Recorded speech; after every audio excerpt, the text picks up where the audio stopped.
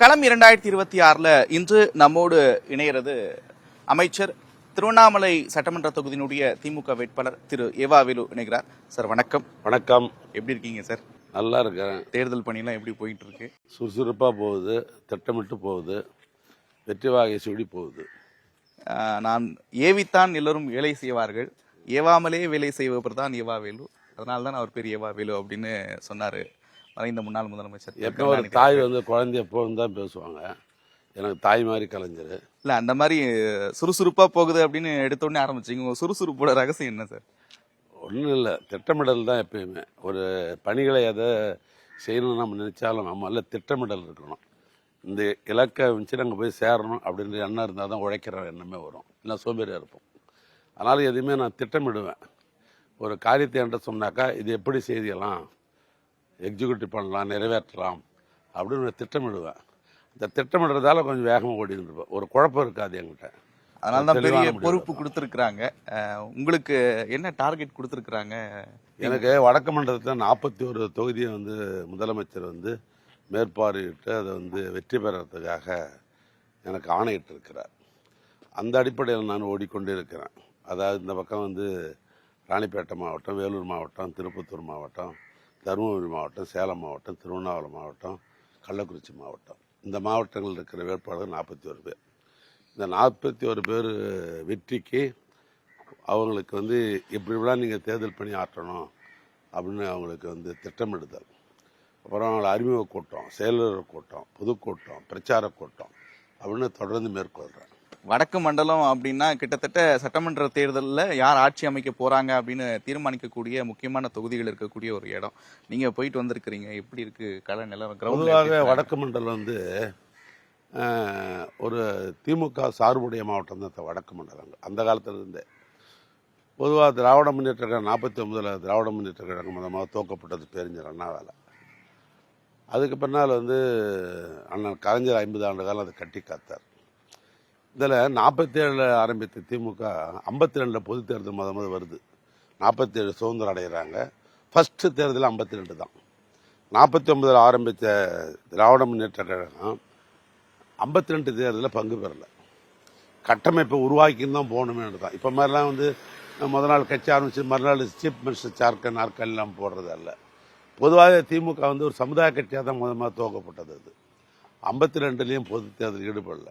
அப்போ அடுத்த கட்சியை தான் ஆதரிச்சாங்களே ஒழிய திமுக இடம்பெறல. 57 தான் முதல் திமுக தேர்தலில் ஈடுபடுது. அரசியல் கட்சி மாற்றம் ஏற்பட்டு தேர்தலில் நிற்குது. இப்போ 15 சட்டமன்ற உறுப்பினர் தமிழ்நாட்டில் வெற்றி பெற்றாங்க. இந்த 15 சட்டமன்ற உறுப்பினரில் வடார்காடு மாவட்டத்தில் மட்டும் 4 சட்டமன்ற உறுப்பினர். ஒன்று நான் நின்றிருக்கிற திருவண்ணாமலை, மற்றொன்று செங்கம், மற்றொன்று போலூர், இன்னொன்று வேலூர். 4 சட்டமன்ற உறுப்பினர் அப்பயும் நாங்கள் வெற்றி பெற்றோம். அதனால தான் ஒரு அடையாளப்படுத்துகிற மாவட்டம் நான் வடக்கு மாவட்டம். எப்பயுமே திமுக கோட்டை தான். தொகுதி மறுவரை பிரச்சனை போயிட்டு இருக்கு. கருப்பு சட்டை போட்டிருக்கிறீங்க, கருப்பு கொடி போராட்டம்லாம் கூட முன்னெடுத்திருக்கிறீங்க. பிரதமர் நரேந்திர மோடி நாடாளுமன்றத்தில் ஒரு நல்ல விஷயம் செய்யறப்ப திருஷ்டி கழிக்கிற மாதிரி கருப்பு சட்டை போட்டு வந்திருக்கிறீங்க, நல்லது தானே அப்படின்னு பேசியிருக்கிறாரு. இந்த அளவுக்கு ஒரு பெரிய போராட்டத்தை முன்னெடுக்க வேண்டிய அளவுக்கு ஆபத்து இதில் இருக்குன்னு பார்க்க முடியும். அவர் இந்துத்துவா பேசுறது கருப்பு சட்டையை பார்த்த உடனே அவர் திருஷ்டி கழிக்கணும் அவர் சொல்றாரு. நான் சொல்ல கருப்பு சட்டை தான் தமிழ்நாட்டினுடைய விழிப்புணர்வு உருவாக்கின ஒரு கலர். அதுதான் தந்தை பெரியார் கருப்பு சட்டை தான் போட்டார், அண்ணா கருப்பு சட்டை தான் போட்டார், அண்ணன் கலைஞர் கருப்பு சட்டை தான் போட்டார். புரியுது உங்களுக்கு? அதனால் கருப்பு சட்டை தமிழ்நாட்டினுடைய விழிப்புணர்ச்சி உருவாக்கிய ஒரு கலர் இது. அதோடு மட்டுமில்லை, நாங்கள் நியாயமானதுக்காக போராடணும். இப்போ 80 சீட்டு உத்தரப்பிரதேசத்தில், அப்போ அது 80ன்னா 160 தானே ஆகணும். அது எப்படி 200 சில்லற போகுது? இப்போ 40 சீட்டு நாங்கள் இருக்கிறோம். தமிழ்நாட்டை பொறுத்தவரைக்கும் பாண்டிச்சேரி சேர்த்து 40 சீட்டு இருக்கோம். பாண்டிச்சேரி இன்னொரு மாநிலமாக இருந்தாலும் தமிழர்கள் வாடுற மாநிலம் தான். அது எப்பயுமே அதை சேர்த்து தான் கணக்கு எடுத்து போனாங்க. இப்போ 40 சீட்டு பாண்டிச்சேரி இதுன்னு சொன்னாக்கா அப்போ எங்களுக்கு 80 கொடுக்கணும் இல்லை? 80 இருக்கிறவங்க 160க்கு போய் நாங்கள் அனுப்புகிறாங்க. 160 போகல, அவங்க 200 சில்லறைக்கு போகிறாங்க அவங்க. அப்புறம் என்ன விகிதாச்சார அடிப்படையில் தவறான ஒரு கணக்கு தானே அது.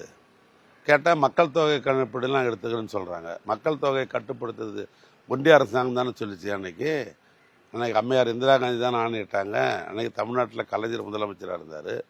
அன்னைக்கு குடும்ப கட்டுப்பாடை நிறைவேற்றணுன்றதுக்காக தன்னுடைய இலக்கிய ஆற்றலாம் பயன்படுத்தி அன்னைக்கு என்ன விளம்பரம் என்ன அன்னைக்கு நாம் இருவர் நமக்கு இருவர், நாம் இருவர் நமக்கு ஒருவர், நாம் இருவர் நமக்கு எதுக்கு இன்னொருவர், இப்படிலாம் விளம்பரப்படுத்தி தமிழ்நாட்டை மக்கள் தொகையை கட்டுப்படுத்தியிருக்கிறோம். இன்றைக்கி நான் மக்கள் தொகை அடிப்படையில் தான் கொடுப்போன்றது எந்த விதத்தில் நியாயம்? அன்றைக்கி ஒன்றிய அரசாங்கம் நான் சொன்னதை நாங்கள் முழுமையாக அந்த மாநிலம் கேட்டதுக்காக எங்களுக்கு கொடுக்குற தண்டனையா? அதனால் எங்களுடைய விகிதாச்சாரம் சரியில்லைன்றதான் எங்களுடைய அபிப்பிராயம். அரசியலுக்காக இப்படி ஒரு போராட்டத்தை முன்னெடுக்கிறாங்க. தமிழ்ல ஏதாவது ஒரு நல்ல வார்த்தை இருந்துச்சுன்னா சொல்லுங்க, அதை நான் பயன்படுத்தி அவர் சொல்றவர் என்ன? அவர் அரசியல்வாதி இல்லாத அவர் என்ன வேற என்ன? அவர் பண்டாரமா? அவர் அரசியல்வாதி தானே? அவரும் எல்லாமே அரசியல் தானேங்க. அதில் என்ன அந்த அரசியல் வந்து எதை நோக்கி போகுதுன்னு தான் முக்கிய மொழியை. அரசியலுக்காக சொல்றாங்கன்னா அரசியலுக்காக தான் சொல்லுவாங்க. இன்னொரு விஷயத்தையும் சொல்றாரு, மகளிர் மன்னிக்கவே மாட்டாங்க. இந்த யாரெல்லாம் எதிர்க்கிறீங்களோ உங்களுக்கு வந்து மன்னிப்பே கிடையாது அப்படின்னு நாங்கள் சொல்கிறோம். மகளிருக்கு 33% கொடுத்துல வந்து திமுக வந்து இவங்கெல்லாம் சொல்கிற காலத்துக்கு முன்னாலே மகளிருக்கு 33% கொடுத்த மாநிலம் இது உள்ளாட்சியில். புரிஞ்சுங்களா? இது வந்து அவர் எங்களுக்கு பாடம் எடுக்க வேண்டிய அவசியம் இல்லை. இந்தியாவுக்கு பாடம் எடுக்கிற மாநிலம் தமிழ்நாடு. சுதந்திர போராட்டத்தில் கூட பாருங்கள், பிற மாநிலங்களோட அதிகமான வந்து சுதந்திர போராட்டத்தில் ஈடுபட்டவர்கள் வந்து தமிழ்நாட்டில் இருப்பவர்கள் தான் சுதந்திர போராட்டத்தில் அதிகமாக ஈடுபட்டிருப்பாங்க. அதனால் வந்து 33% வந்து பாராளுமன்றத்தில் பெண்களுக்கு கொடுக்கூடாதுன்ற திமுக. இன்னைக்கு இருக்குது இல்லையா 547 சீட்டு, அதில் கொடுங்க 33%. அது நான் யாரும் மறுக்கலையே. நாங்கள் எங்களுக்கு விகிதாச்சாரத்தை கரெக்டாக கொடுத்துட்டு கூட கொடுங்க, அதுக்கு யாரும் மதிக்கலையே. சும்மா அதை மறைக்கிறதுக்காக இதை தூக்கி மேலே போடுறாங்க. அதிமுக அதனுடைய நிலைப்பாட்டை வெளிப்படுத்தியிருக்கு. அதனுடைய பொதுச் செயலாளர் எடப்பாடி பழனிசாமி இது நிச்சயமா ஒரு குழப்பத்தை ஏற்படுத்த முயற்சி பண்றாங்க, அப்படி எந்த ஆபத்தும் இல்லைன்னு தெளிவா சொல்லிட்டாங்க, அற்புதமா செயல்படுத்த போறாங்க அப்படின்னு சொல்றாரு. வேற வழி என்ன பண்ண முடியும்? அவர் என்ன பண்ண முடியும்? அவர் தான் சொன்னார், இனிமேல் இந்த ஜென்மத்தில் பாரதிய ஜனதாவோட கூட்டு சேர்க்க மாட்டேன்னு அவரே தான் சொன்னார். அப்புறம் அவருடைய இதை வந்து நிலைப்பாடை மாற்றிக்கலையா அவர்? அப்புறம் நாளைக்கு ஏதாவது ஒரு பிரச்சனை இருந்தால் வேற என்ன நிலைப்பாடு மாற்றுவார்? அவருடைய பேச்சு வந்து பெருசாக எடுத்துக்க முடியாது. ஏன்னா அவரால் மத்திய அரசாங்கத்தை ஒன்றிய அரசாங்கத்தை எந்த காலத்தையும் இனி எதிர்த்து பேச முடியாது. எதிர்த்து கொஞ்ச நாள் பேசியிருந்தார். அது ஏதோ தமிழ்நாட்டுக்கு ஒரு விடிவு காலம் இருக்கும், திமுக ஆளலைன்னா அப்போ அதிமுக ஆளுறதுல கூட ஒரு நியாயம் தானே. ஏன்னா மக்கள் தலைவர் எம்ஜிஆர் வந்து திமுகவில் தான் வந்து பொருளாளராக இருந்தார். 2 முறை உதவி செய்யணும் பரங்கமேனில் வென்றவர். அவர் நாங்கள் வேறுபடுத்தி பார்க்குறது இல்லை. ஏன்னா அவரே சொல்லியிருக்கிறார், எங்கள் அண்ணன் கலைஞரே சொல்லியிருக்கிறார், என்னுடைய 40 ஆண்டு கால நண்பர் மக்கள் தலைவர் எம்ஜிஆர்னு சொல்லியிருக்கிறார். நாங்கள் அப்படி நாங்கள் பார்க்கல. ஆனால் இவர் தலைமை பொறுப்பேற்ற உடனே ஒரு தெளிவில்லாத கொள்கையில் ஒரு தெளிவில்லாமல் இருக்கிறார். அது தெளிவான கொள்கை வந்தாக்கா அவர் பாரதிய ஜனதாவோட போகவே முடியாது, என்றைக்குமே போக முடியாது. டெல்லி வர்சஸ் தமிழ்நாடு அப்படின்னு கட்டமைக்க வேண்டிய தேவை என்ன இருக்குன்னு ஒவ்வொரு பிரச்சாரத்திலையும் கேட்டுக்கிட்டே இருக்கிறார். நடக்கக்கூடிய தேர்தல் சட்டமன்ற தேர்தல், அது மக்கள் எல்லாத்துக்கும் தெரியுது, ஆனா திமுகவுக்கு தெரியல அப்படின்னு ஒரு விமர்சனத்தை வைக்கிறாரு. இல்லையே, தமிழ்நாட்டில் வந்து விலைவாசி ஏறி போயிருக்குது. தமிழ்நாட்டில் தேர்தல் நடக்குது. தமிழ்நாட்டில் விலைவாசி ஏறி போகுதுன்னா இதுக்கு வந்து ஜிஎஸ்டி வரி போடுறது யார்? ஒன்றிய அரசாங்கம் தானே போடுறாங்க. இப்போ அதை பற்றி நம்ம முன்னெடுத்து சொல்லணுமா இல்லையா? இப்போ ஏற்கனவே 400 ரூபா விற்ற கேஸ் சிலிண்டர் இன்னைக்கு 1050 ரூபாய் எங்கள் ஏரியாவில் விற்குது. அப்புறம் அதை பற்றி எடுத்து சொல்லணுமா இல்லையா? ஒரு வாரத்துக்கு முன்னால் வந்து நெல் கொள்முதல் செய்கிறதுல வந்து இப்போ இந்த திருவண்ணாமலை மாவட்டம், ஒட்டுமொத்த வடஆற்காடு மாவட்டம் விவசாயத்துக்கு பெயர் போன மாவட்டம். என்னன்னு சொன்னால் காவிரி டெல்டா பகுதிக்கு அடுத்தபடியாக நெல் உற்பத்தியில் இருக்கிற மாவட்டம் திருவண்ணாமலை மாவட்டம். இப்போ இந்த மாவட்டத்தில் நெல் கொள்முதல் பண்ணுறதுக்கு ஏற்கனவே நிர்ணயிக்கப்பட்ட விலையை விட மாநில அரசாங்கம் வந்து அவங்களுக்கு வந்து ஊக்கத்தொகையாக 156 ரூபாய் சன்னரகத்துக்கு கொடுக்குறாங்க. இப்போ அங்கேருந்து ஒன்றிய அரசாங்கம் கடிதம் எழுதுகிறாங்க, கொடுக்காதீங்க, சப்சிடி கொடுக்காதீங்க அப்படின்றாங்க. அப்புறம் மாநில பிரச்சனை, அதெல்லாம் மத்திய பிரச்சனை இல்லையா? இப்போ வாக்காளர் சந்திக்கிற பொழுது இப்போ இதெல்லாம் நாங்கள் சொல்ல வேற என்ன சொல்கிறீங்க? நம்மளை வஞ்சிக்கிறது, நம்ம போகிற இடத்துக்கு முட்டுக்கடை போடுது அப்படின்னு சொல்லாமல் வேற என்ன சொல்லணும்னு சொல்கிறீங்க? திமுகவுக்கு இந்த தேர்தல் தான் இறுதி தேர்தல். மக்கள் முடிவெடுத்து விட்டார்கள். அதிமுகவுக்கு போகக்கூடிய இடங்கள்லாம் நல்ல வரவேற்பு இருக்கு, சட்ட ஒழுங்கு பிரச்சனை இருக்கு. 1947 சொன்ன பாருங்க, சுதந்திரம் அடைஞ்ச பின்னால் 49 திமுக ஆரம்பிக்கப்பட்டது. அதுக்கு பின்னால் வந்து 57 தேர்தலில் நின்றுது. 62ல் 50 பேர் சட்டமன்ற உறுப்பினர் ஆனாங்க. 67ல் திமுக வந்து வெற்றி பெற்றது, ஆட்சி பிடிச்சது. அன்னையிலேருந்து எதிர்முகாமில் இருக்கிற எந்த இயக்கமாக இருந்தாலும் சரி, திமுக இது கடைசி தேர்தல்னு சொல்லுவாங்க. இது இயற்கையாக அவங்களுக்கு வாடிக்கையாக சொல்கிறது.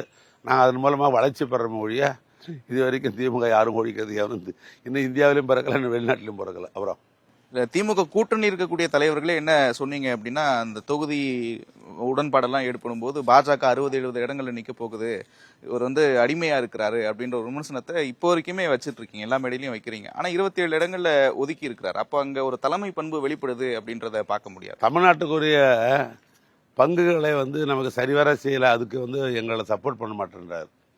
தமிழ்நாட்டுக்கு அந்த மக்கள்கிட்ட தானே ஒரு ஓட்டு கேட்குறாரு. அவரும் இந்த தமிழ் மாநிலத்துக்கு உரியவர் தானே வந்து எடப்பாடி பழனிசாமி, ஒன்றும் மாற்று கருத்து இல்லை அல்லவா? அப்படிப்பட்ட நிலையில் நம்முடைய உரிமைகளை போராடும் போது ஒன்றாக இருக்கணும். நான் உரிமையை போராடும் போதெல்லாம் நீங்கள் ஒதுங்கி போயிடுறீங்க அல்லது அவங்கள போய் சப்போர்ட் பண்ணுறீங்க. அதுக்கு அடுத்தது என்னன்னு கேட்டிங்கன்னா, இப்போ மொழிக் கொள்கைன்னு வச்சுங்களேன். அப்போ அண்ணா வந்து மொழிக் கொள்கை இருமொழி கொள்கைன்னு தவறுன்னு சொல்கிறாரா? மக்கள் தலைவர் எம்ஜிஆர் அவரே இருமொழி கொள்கைன்னு இருந்தார், அது தவறுன்றாரா? அம்மையாரே இருமொழி கொள்கை தான் ஏற்றுக்கொண்டு வந்தாங்க, அது தவறு. அதுல அவங்க தெளிவா இருக்கிறாங்க. நாங்க அதுல என்ன அதான் சொல்லுங்க, அப்படின்னு சொல்றாங்க. என்ன தெளிவு சொல்லுங்க. எங்க கூட்டணி கொள்கை கூட்டணி கிடையாது, தேர்தலுக்கான கூட்டணி அப்படின்னு தெளிவுபடுத்துறாரு. அது இல்ல கொள்கை கூட்டணி என்னங்க இது அர்த்தம் இல்லாத. நான் சொல்றேன், தமிழ்நாட்டுக்கு வேண்டிய பங்கீடுகளை கேட்கிற பொழுதும் சரி, திட்டங்களை கேட்கிற போதும் சரி, நமக்கு உரிய மானியத்தை கேட்கிற போதும் சரி, அல்லது ஜிஎஸ்டி வரி வசூல் பண்ணி போறாங்க, அதுக்குரிய ஒன்றும் வேணாம். இப்போ ஜிஎஸ்டிக்கு 100 ரூபா வசூல் பண்றாங்க, நமக்கு திருப்பி 29 ரூபா தான் கொடுக்குறாங்க. அதே வந்து உங்களுக்கு பாருங்க, ராஜஸ்தான்லயோ அல்லது வந்து இது உத்தரப்பிரதேசலயோ நிறைய நேரங்கள்ல சொல்லியிருக்காங்க, வளர்ச்சி எங்க தேவைப்படுதோ அங்க நாங்க கொடுக்குறோம். அப்படியெல்லாம் பண்ண முடியாது. எங்களுடைய உழைப்பை கொண்டு நான் அவங்களுக்கு கொடுக்க முடியாது. எங்கள் ஊரில் இருக்கிற உழைச்சி நாங்கள் இருந்து எங்களோட வரி போட்டு எங்களுக்கு கூடியானாக்கா அதை விட்டுட்டு நாங்கள் ராஜஸ்தானில் தருவேன், நான் உத்தரப்பிரதேச தருவேன் அப்படின்னாக்கா அது என்ன, அது பொருத்தமில்லாத பேச்சா இல்லையா உங்களுக்கு? அதெல்லாம் நாங்கள் கேட்டாக்கா உடனே ஒரு சொல்லுவாரா, நாங்கள் வந்து அரசியலுக்கு மட்டும் தான் கூட்டணி, இது தேர்தலுக்கு மட்டும் தான் கூட்டணி, அதுக்கு மேலே என்ன, அதுக்கு முன்னால் என்ன தேர்தல் முன்னால் போது அப்படியே வீரமாக பேசினாரா ஒன்றிய அரசாங்கத்தை இறக்கி? சொல்லுங்க, ஏதாவது ஒன்று சொல்லுங்களேன். தாவேக தலைவர் விஜய் வாக்குறுதிகளை நிறைய வெளியிட்டு இருக்கிறார். இல்லை, அதை பற்றி நான் சொல்ல விரும்பவில்லை. இல்ல ஒரு பெரிய கூட்டம், அதை பற்றி சொல்ல விரும்பவில்லை. இந்த தேர்தல் எப்படி இருக்கும்னு நினைக்கிறீங்க? அதிமுகவுக்கு எப்படி இருக்கும், அவருடைய எதிர்காலம் எப்படி இருக்கும்? நான் எங்களுடைய நிலைப்பாடு ஒன்று தாங்க, நாங்கள் ஆளணும், நாங்கள் ஆண்டா மக்களுக்கு நல்லது, தமிழ்நாட்டு மக்களுக்கு நல்லது. எங்களை வந்து ஆளுகிற பொழுது அண்ணா சொன்னது மாதிரி வந்து ஓடுகிற காளைக்கு கூட ஒரு மூக்கானங்கயிறு தேவைன்னுவாங்க. எதிர்கட்சி தேவை. அந்த எதிர்கட்சியாக என்னுடைய நண்பர் எடப்பாடி பழனிசாமி இருக்கணுன்றதான் எங்களுக்கு. தொடர்ந்து இந்த விஷயம், இந்த அக்கறை வந்து திமுக இருக்கக்கூடிய நிறைய தலைவர்கள் வெளிப்படுத்திக்கிட்டே இருக்கிறீங்க. எதிர்கட்சி அந்தஸ்தில் இருக்கணும் அப்படின்றதோ, இல்ல அதிமுக வந்து பாஜக விழுங்குது அப்படின்ற ஒரு அபாய குரலை எழுப்புறது, இப்படி தொடர்ந்து ஒரு அக்கறை அதிமுக மேல காமிச்சு. என்ன காரணம்? அண்ணா திமுகன்னு பேர் வச்சிருக்கிறாங்களாங்க. அந்த கட்சிக்கு பேரு எங்களுடைய நிறுவன தலைவர் அண்ணாவின் பேர் வச்சிருக்கிறாங்க. மக்கள் தலைவர் எம்ஜிஆர் திராவிட முன்னேற்ற கழகத்தில் பொருளாளராக இருந்தவர். அவர் 2 முறை வந்து பரங்கமலையில உதவி சொல்ல வென்றவர். அந்த பாசம்தான் நாங்கள் இருக்கணும், இல்லைன்னா நீங்கள் வந்து எனக்கு எதிர்கட்சியாக இருக்குன்னு சொல்கிறதுக்கு வேற ஒன்றும் கிடையாது. இன்னொருத்தர் அந்த இடத்துக்கு ஏன் வரக்கூடாதுன்னு இருந்துச்சுன்னா, பாரதிய ஜனதா போன்ற மோசமான இயக்கங்கள் வந்து தமிழ்நாட்டுக்கு வந்தனாக்கா வட இந்தியாவில் ஏற்படுகிறது தான் நடக்கும். சிறுபான்மை சமுதாயம் நசுக்கப்படுகிறார்கள், கோரிகள் வந்து இடிக்கப்படுகிறது, மசூதிகள் இடிக்கப்படுகிறது, சர்ச்சைகள் இடிக்கப்படுகிறது, யாரும் நடமாட முடியல. சாப்பிட்றது யாருன்னு முடிவு பண்ண வேண்டியது அரசாங்கன்ற நிலைமை தான் அங்கே இருக்குது. நீங்க ஒரு மோசமான பாஜக அப்படின்ற விமர்சனத்தை வைக்கிறீங்க. இப்போ நாகர்கோவில்ல ரோட் ஷோ வந்திருந்தார் பிரதமர் நரேந்திர மோடி. அண்ணா சிலைக்கு, எம்ஜிஆர் சிலைக்கு, உள்ளிட்ட தலைவர்கள், காமராஜர் சிலைக்கெல்லாம் மரியாதை செலுத்துறாரு. அப்போ அண்ணா சிலைக்கு அவர் மரியாதை செலுத்துறதன் மூலமா இந்த கொள்கைகளுக்குள்ள அவர் உடன்படுறாரு அப்படின்னு எடுத்துக்கணும். நாடகத்தின் உச்சம் அவர். அது எந்த ஊருக்கு போறாரோ, எந்த மாநிலத்துக்கு போறாரோ, அது மாதிரி ட்ரெஸ் பண்ணிக்குவார், அது மாதிரி ரொம்ப ஆக்ட் பண்ணுவார், பிரமாதமாக ஆக்ட் பண்ணுவார். ஐநாவில் போய் பேசுவார், திருக்குறளை சொல்லுவார், ஐநாவில் வந்து திருக்குறள் தான் பண்ணுவார். அவருடைய நாடாளுமன்றத்தில் நிதியமைச்சராக இருக்கிற நம்ம தமிழ்நாட்டை சேர்ந்த சகோதரி வந்து திருக்குறள் சொல்லுவாங்க. ரொம்ப தமிழ் எனக்கு பிடிக்குன்னு சொல்லுவார், எல்லாம் பண்ணுவார். தமிழ் இலக்கியம் பழமையானதுன்னுவார், எல்லாம் சொன்னார். அப்புறம் ஆட்சி மொழி ஆக்குங்களேன், ஏன் ஆக்க மாட்டேன்றீங்க சொல்லுங்களேன்? ஆட்சி மொழி ஆக்குங்க. ஏன் சர்க்குலர் வந்து இந்தியில் அனுப்புறீங்க? தமிழ்நாட்டில் இந்திக்கும் தமிழ்நாட்டுக்கு என்ன சம்பந்தம்? தமிழர்களுடைய வரலாறுன்னு பார்த்தீங்கன்னா 500-300 ஆண்டுகளுக்கு முற்பட்டது. 5300 ஆண்டுகளுக்கு முற்பட்டது. நம்முடைய தமிழ் இலக்கியங்களாம் 4000 ஆண்டுகளுக்கு முற்பட்டதுன்னு சொல்கிறாங்க. தொல்காப்பியமே 4000 ஆண்டுகளுக்கு முற்பட்டதுன்றாங்க. திருக்குறள் நம்முடைய உலக பொதுமறை திருக்குறள் 2000 ஆண்டுகள் முற்பட்டதுன்றாங்க. இவ்வளோ வந்து மொழியில் வந்து இதுக்கு இணையான மொழி இந்தியாவில் கிடையாது. அவரே ஆட்சி மொழி ஆக்குங்க, அதுக்கு முக்கியத்துவம் தருங்க. ஏன் சமஸ்கிருதத்துக்கு முக்கியத்துவம் தரீங்க? சமஸ்கிருதத்துக்கு விரிவாக்கம் பண்ணுறதுக்கு ஒன்றிய அரசாங்கம் ஒரு ஒதுக்குற நிதி, அந்த நிதியில் 10ல் 1 பங்கு தராங்களா தமிழ் வளர்க்குறது? வாயால் வடை சுடுவார் அவர் எப்பயுமே. இறுதியா ரேபிட் ஃபயர் மாதிரி சுருக்கமாக சொல்லலாம், திரு ஏவா வேலு அவர்களுக்கு பிடித்த தலைவர் யார்? எனக்கு ரொம்ப ரொம்ப பிடித்த தலைவர் அப்படின்னு சொன்னால் எனக்கு வந்து கலைஞர் தான் எனக்கு ரொம்ப ரொம்ப பிடிக்கும். அதனால தான் நான் வந்து அவரை மையப்படுத்தி கலைஞர் என்னும் தாயின்னு ஒரு புத்தகமே நான் எழுதினேன்.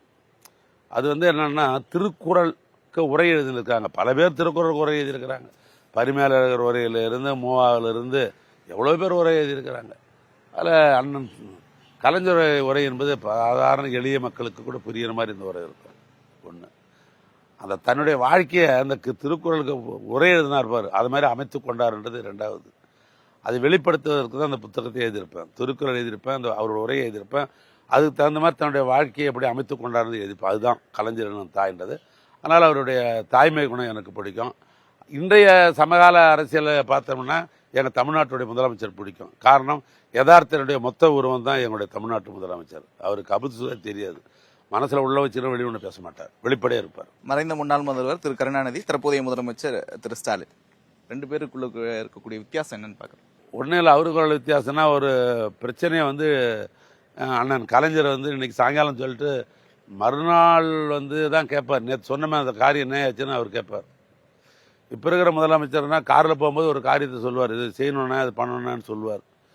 அப்புறம் அவரை விட்டுட்டு ஒரு 2 மணி நேரம் சின்ன வீட்டுக்கு போயிருந்தா 3வது மணி நேரம் ஃபோன் பண்ணி சொன்னது என்னாச்சுன்னு கேட்பார். அதாவது என்ன, தொடர் நடவடிக்கையில் வந்து அவரோட ஒரு விழிப்பாக இருப்பார். நீங்கள் அந்த அமைச்சரையிலும் இடம்பெற்றிருக்கிறீங்க, இப்போ தற்போதைய அமைச்சரையிலும் இடம்பெற்றிருக்கிறீங்க. ரெண்டு பேருக்கும் உண்டான நீங்கள் பழகிருக்கீங்க, நிறைய பழகிருப்பீங்க. ரொம்ப நெருக்கமான ஒரு நாள் அப்படின்னா என்ன நினைவுக்கிறோம் உங்களுக்கு? நான் உணவுத்துறை அமைச்சராக இருந்த பொழுது உச்சநீதிமன்றத்தில் ஒரு பப்ளிக் லிட்டிகேஷன் கேஸ், பஞ்சாப் சம்மந்தப்பட்ட பப்ளிக் லிட்டிகேஷன் கேஸ் போட்ட பொழுது அது சம்மந்தமாக ஒரு வழக்கு நடைபெற்று ஓய்வு பெற்ற உச்சநீதிமன்ற நீதிபதி தலைமையில் இந்தியாவில் இருக்கிற எல்லா மாநிலத்திலையும் வந்து பிடிஎஸ் எப்படி இருக்குது அப்படின்னு ஆய்வு பண்ணாங்க. பொது விநியோக திட்டம். அது supreme court bench, Tanveer Bhandari, Deepak வர்மான் 2 ஜட்ஜஸ். அவங்ககிட்ட ரிப்போர்ட் கொடுத்த உடனே அவங்க ஓப்பன் கோர்ட்டில் பாராட்டினாங்க. ஃபுட் செக்யூரிட்டி ஆக்ட்னு கவர்மெண்ட் ஆஃப் இந்தியாவில் கொண்டாடுற முயற்சி வேணும், தேவையே கிடையாது, தமிழ்நாட்டுடைய பிடிஎஸை பயன்படுத்தினாவே போதும் அப்படின்னு சொல்லி ஓப்பன் கோர்ட்டில் மாட்டினாங்க. அதை வந்து India Times of India, Hindu போன்ற ஆங்கில பத்திரிகையில் பெரிய ஆர்டிக்கல்லாம் வந்தது. அதுக்கு பின்னால் என்னுடைய மகனுடைய திருமணத்தில் கலைஞர் பேசும்போது, அண்ணன் கலைஞர் பேசும்போது சொன்னார், என்னுடைய அமைச்சரவையிலே வந்து கிரீடத்தை சொட்டதை போல உணவுத்துறை அமைச்சர் சிறப்பாக வந்து பண்ணுறார், இது மாதிரி உச்சநீதிமன்றம் பாராட்டிச்சுன்னு சொன்னார். அந்த நாள் தான் எனக்கு நெருக்கமான நாளாக நினைக்கிறது. உங்களுக்கு கொடுக்கப்பட்ட டார்கெட்டை ஃபினிஷ் பண்ணிடுவீங்களா தேர்தலில்? முயற்சி திருவனியாக்கும், முயற்சி இன்மை பகுத்துன்னு வள்ளுவர் சொல்றார். அந்த முயற்சியில் இருக்கிறார். திரு ஏவா வேலுவுக்கு என்ன ரொம்ப பிடிக்கும், ரொம்ப விருப்பப்பட்டு என்ன சாப்பிடுவாரு, பொழுதுபோக்குக்கெல்லாம் என்ன பண்ணுவார்? எனக்கு பொழுதுபோக்குன்றவங்களுக்கு யாருன்னாக்கா, எனக்கெல்லாம் பொழுதுபோக்குன்ற அந்த வார்த்தைக்கு அர்த்தம் தெரியலன்னு கூட சொல்லிடலான்னு ஒரு வார்த்தை. நான் உழைக்கணும்னு நினைக்கிறவன். காலையில் நான் 5 மணிக்கு எழுந்திருப்பேன், நடைப்பயணம் போவேன், 1 hour எக்ஸசைஸ் பண்ணுவேன், உணவு கட்டுப்பாடு. எனக்கு ரொம்ப நீங்கள் பிடிச்சதுன்னு சொல்கிறதால நான் சொல்கிறேன். எனக்கு தமிழ்நாட்டுடைய கலாச்சாரம் இட்லியும் சட்னி தான் பிடிக்கும் எனக்கு இருக்கிறது இல்லையா ஒன்று. இதுதான் என்னுடைய இது. அந்த அடிப்படையில் தான் என்னுடைய வாழ்க்கையை நான் அமைச்சிருக்கிறேன். ஒரு 24 மணி நேரம் ஒரு நாள் அப்படின்றது பொது வாழ்க்கையில் எப்படி இருக்கும்? ஒரு அமைச்சரா, ஒரு சட்டமன்ற உறுப்பினரா? 24 நாள் பார்த்தீங்கன்னா நான் எப்போவே ராத்திரி 12 மணிக்கு தான் படுப்பேன். நான் என்னுடைய பணிகள்லாம் 10 மணிக்கு முடிஞ்சால் கூட 2 மணி நேரம் நான் படிப்பேன். நான் 12 மணிக்கு படுப்பேன், 5 மணிக்கு வந்துடும். 5 மணி நேரம் போக மீதி நேரங்கள்லாம் வந்து நேரம் போறவில்லை என்ற மனநிலை தான் எனக்கு இருக்கும். இந்த நேரம் போகிறது நமக்கு இன்னும் கொஞ்சம் 24 மணி நேரத்தை ஏற ஒரு 30 மணி நேரம் வச்சிடக்கூடாதா, 24 வச்சுட்டாங்களே அப்படின்றத கூட நினைப்பேன். திருவண்ணாமலை மக்கள் திரு ஏவா வேலுவுக்கு ஏன் வாக்களிக்கணும்? அது மக்களை கேட்க வேண்டிய கேள்வி என்ன கேட்குறீங்க. இருந்தாலும் நீ கேள்வி கேட்டுதான் அதுக்கு ஒரு பதில் சொல்ல வேண்டிய சூழ்நிலை இருக்குது. மக்களுக்கு நான் வந்து நேரடியாக பரிச்சயமானன்றது ஒன்று. இந்த தொகுதியை சேர்ந்தவன் நான், இந்த மண்ணின் மைந்தன் நான். என்னுடைய வாக்கு இந்த தொகுதியில் தான் இருக்குது. அதுக்கடுத்தது அவங்களுக்கு தேவைகளை அறிந்து நான் பணியாற்றுவேன். எப்பொழுதும் மக்களுடைய தேவைகளை அறிந்து நான் பணியாற்றுவேன். பணக்காரன் ஏழை என்பது அல்ல. ஏன்னா நான் ஒரு பகுத்தறி சிந்தனையாளன் நான். அதனால் வந்து எனக்கு பணக்காரன் ஏழை என்ற பாகுபாடு கிடையாது. அவரை எப்போனாலும் ஈஸியாக போய் பார்க்கலாம் அப்படின்னு நினைப்பாங்க. எம்எல்ஏ இருக்கும்போது என்ன நிலைமையோ மக்களுக்கு எனக்கு தொடர்பாக அமைச்சரானாலும், ஞாயிற்றுக்கிழமை பார்த்தீங்கன்னாக்கா நான் தூய்மை அருண் ஒரு அமைப்பை உருவாக்குறேன். அதில் 1000 பேர் பணியாற்றுறாங்க. இதே ஞாயிற்றுக்கிழமை என்ன வந்து பார்த்தீங்கன்னா கீழே ஒரு ப்ளூ பேண்ட்டு போட்டிருப்பேன், மேலே ஒரு எல்லோ டிஷர்ட்டு போட்டிருப்பேன், குப்பைவாரி கொட்டின்னு இருப்பேன், சாக்கடை அள்ளி போடுவேன், மருந்து அடிப்பேன், மரம் நடுவேன். இது போன்ற பள்ளியில் மக்களோட மக்களாக இருப்பேன். அது அந்த அமைப்பு வந்து அரசியல் கட்சிக்கெல்லாம் அப்பாற்பட்ட ஒரு பொது அமைப்பு. தூய்மையாக எங்கள் ஊரை வச்சுக்கணுன்ற ஒரு எண்ணம், அது எல்லாம் ஈடுபடுறாங்க. இதுமாதிரி ஒன்று ஒன்றும் நான் வந்து செய்வேன். எங்கள் பகுதியில் இருக்கிற இளைஞர்களுக்கெல்லாம் வந்து முன்னேற்றத்துக்கு வரணும், பொருளாதாரமாக வளைத்தணுன்றதுக்காக தலைவி மேலே கணினி மையம் வச்சுருக்கிறேன். பெண்களெல்லாம் வந்து தன் சுய சம்பாதனை செய்யணுன்றதுக்காக டைலரிங் நிகழ்ச்சி நடத்துகிறேன். இதெல்லாம் நான் பொதுமக்களுக்கு நேரடியாக நான் செய்கிறது அரசியலுக்கு அப்பாற்பட்டு. ஆனால் அந்த மக்கள் வந்து அரசியல் வந்து அதையும் பயன்படுத்தி நமக்கு நல்லது செய்வாருன்னு விரும்புகிறாங்க, எனக்கு ஓட்டு போடுறாங்க. அதிமுக பாஜக கூட்டணிக்கு ஏன் ஓட்டு போடக்கூடாது? நான் தான் காரணம் சொல்லிட்டேன்னா, தமிழ்நாட்டுக்கு வஞ்சிக்கிற ஒரு ஒன்றிய அரசாங்கத்துக்கு ஏன் ஓட்டு போடணும்? அதையும் சொல்லிட்டேன், வேறுபடுத்திட்டேன். அதுக்கு ஓட்டு போடக்கூடாது ஒழிய எதிர்கட்சின்ற லெவலில் வந்து நண்பர் எடப்பாடி பழனிசாமிக்கு ஓட்டு போடுறதுல என்ன பண்ணதில் ஆட்சேபனே கிடையாது. பிரதமர் நரேந்திர மோடி தமிழ்நாட்டுக்கு நிறைய முறை வந்துகிட்டே இருக்கிறாரு. ஒருவேளை திரு ஏவாவில் அவர்களுக்கு பிரதமர் நரேந்திர மோடியை சந்திக்கக்கூடிய வாய்ப்பு, ஒரு கேள்வி கேட்கக்கூடிய வாய்ப்பு கிடைக்குது அப்படின்னும் போது என்ன கேள்வி கேட்பீங்க? நாங்கள் வந்து தமிழ்நாட்டுக்கு எங்களுக்கு உரிய பங்கை வந்து நீங்கள் கொடுங்க, எங்களுடைய பொருளாதார வளர்ச்சிக்கு நீங்கள் தடையாக இருக்காதீங்க, முடிந்தால் ஒன்றிய அரசாங்கம் எங்களுக்கு உதவி செய்யுங்க, இல்லைன்னா ஒத்துரம் பண்ணாதீங்கன்னு நான் சொல்லுவேன். திரு எதிர்க்கட்சி தலைவர் எடப்பாடி பழனிசாமி கிட்ட கேட்கணும்னா என்ன கேட்பீங்க? ஏப்பா, மக்கள் தலைவர் எம்ஜிஆர் எதுக்காக கட்சி ஆரம்பிச்சாரா? அந்த நோக்கத்தை நோக்கியே போகலையாப்பா? அம்மான்னு சொல்கிற அந்த மேடம் கூட சரி, இந்த தமிழ்நாட்டில் இந்த மோடி வேணுமா லேடி வேணுமான்னு சொன்னாங்க. அந்த கருத்தினுடைய மையக்கருத்து புரிஞ்சு நிலப்பா, இந்த கட்சிக்கு நீ தலைவர் அந்த பணியாற்றணும், இனிமேல் நீ திருத்திக்குப்பான்னு நான் சொல்லுவேன். ரொம்ப முக்கியமான நேரத்தில் இவ்வளவு நேரம் எங்களுக்காக செலவிட்டு நிறைய கருத்துக்களை பகிர்ந்து கொண்டீங்க. ரொம்ப நன்றி. கருத்து பகிர்வுக்கு பார்த்த நேயர்களுக்கும் நன்றி. நன்றி, வணக்கம்.